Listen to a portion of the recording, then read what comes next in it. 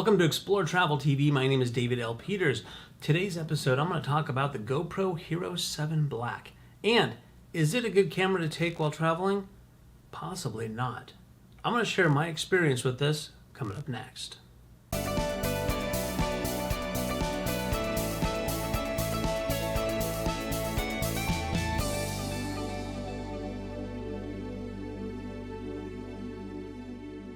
Hey, welcome back and thanks for sticking around.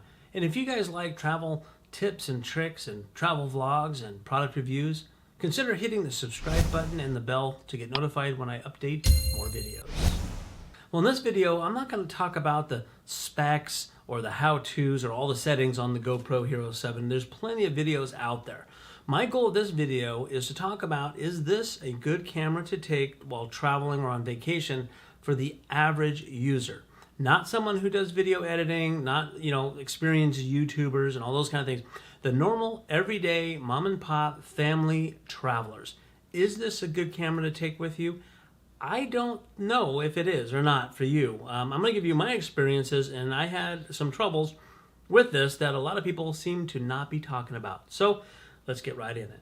So I'm going to break this video down in kind of my experiences. Again, these are just my experiences with it. Everybody's going to be different because your hardware and software that you have are going to be different, but also pros and cons of what I think about it, as well as comparing it with other options for you. So let's get right into my experience with the GoPro. Okay, first let's talk about my experience. Well, I do have a custom built computer and professional editing software, but it is a few years old. But I figured no problem, right? Well, I got the GoPro, I downloaded the updated software, which is the first thing you got to do, and it's very simple to do. And I did some test footage. Well, the test footage, I found out, does not work on my computer or the software that I have. So here's what I had to do. I had to upgrade some hardware on my computer. I had to update the operating software because you need Windows 10. I had a previous version of that. And I had to upgrade my video editing software to the newest, highest, most expensive video software to do what I needed it to do. So my $400, where's that? My $400 GoPro camera cost me about $1,000. Now, for some, that's probably a lot of overkill. I do require some of the best software for video editing because I do a whole lot of it, and I wanted to upgrade my computer anyways for the speed.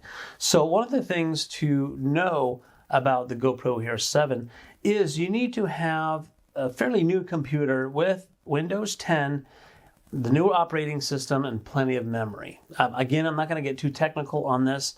The other thing is my cell phone that I had.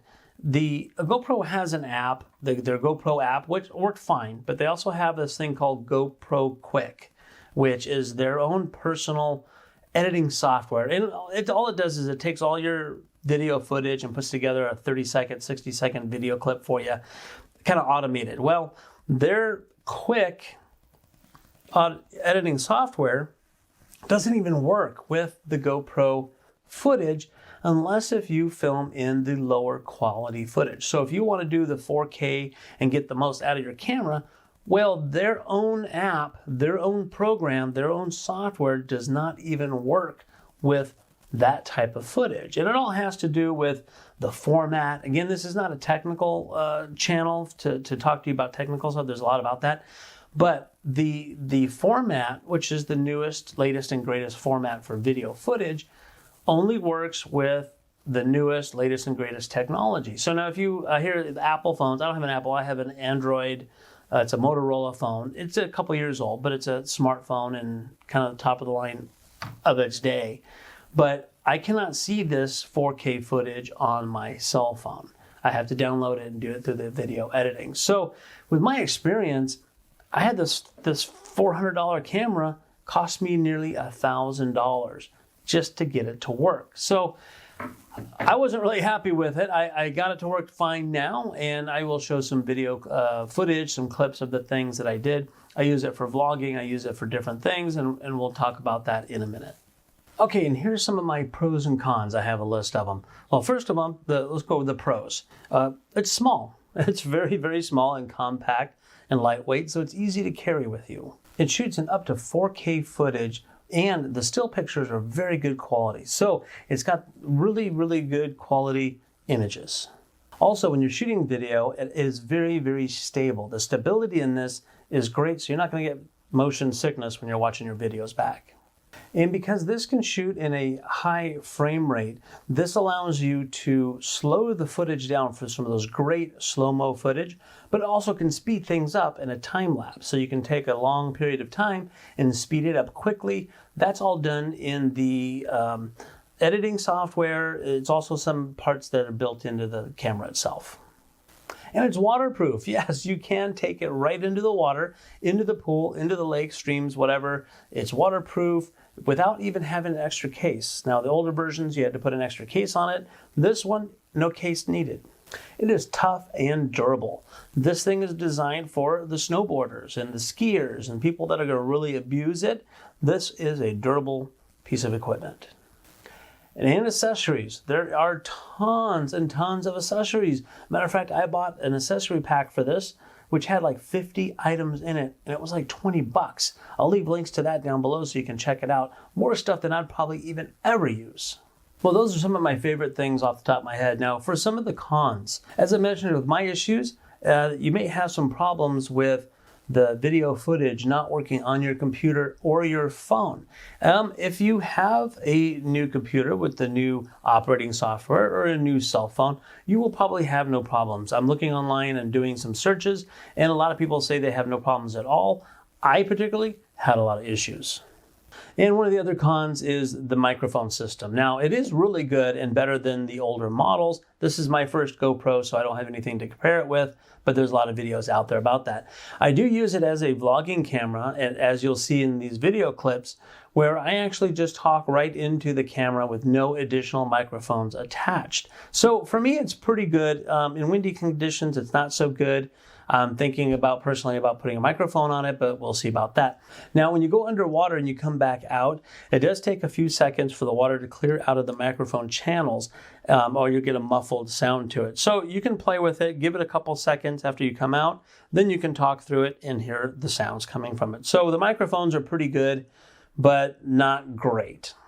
Editing video footage can be kind of complicated. Now, there is a learning curve for the editing. Now, there are some good free editing software out there for you. Here's a list of them. DaVinci Resolve, which is a really good, almost professional editing software, but there's an extreme learning curve on how to use that.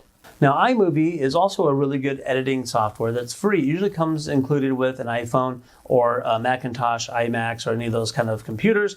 All Apple-based products, they do have a free editing software, and that should be fairly easy to learn. There's another one called Filmora. I've never used it, but I have seen it, and it seems to be working pretty well for a lot of people. There is also a learning curve on that.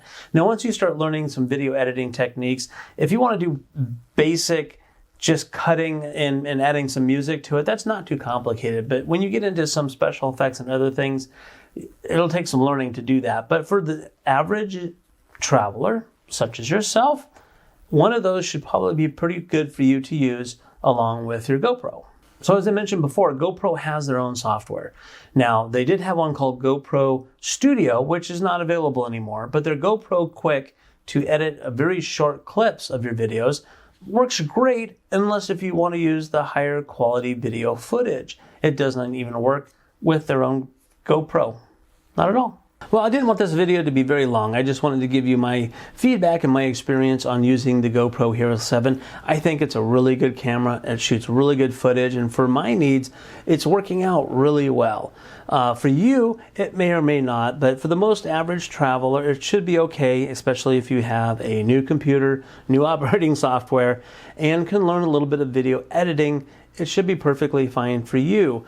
But let's compare it with a cell phone real quick. So now I want to compare the GoPro with your other options as a traveler. Most everybody has cell phones these days, and cell phone video and photo qualities are really, really good. So you already have a really good camera in your pocket. Why would you use the GoPro if you have your cell phone? Well, as I said, the GoPro is waterproof, so you probably don't want to jump in the pool or the river or lakes or whatever with your cell phone. You can use the GoPro. The other thing is the durability. As I said, the GoPro is very, very durable if you're skiing and so forth.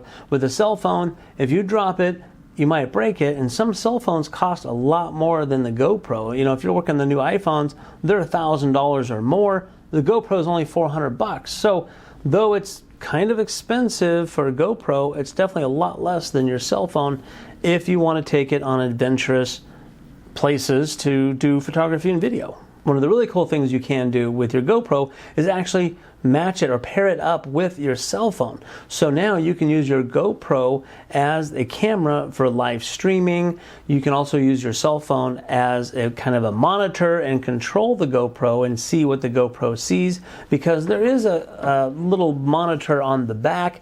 It is kind of small and kind of hard to see. So if you do need a bigger screen, you can pair it with your cell phone as well. So I'd love to hear your comments and suggestions. Do you have a GoPro? Do you not have one? You're thinking about getting one? Do you rather use a cell phone or a regular camera?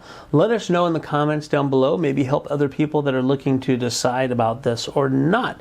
So thank you again for watching. This is David L. Peters with Explore Travel TV, where I hope to entertain, educate, and motivate you to an awesome vacation and hopefully better photos and videos. Let me know what you think. See you guys.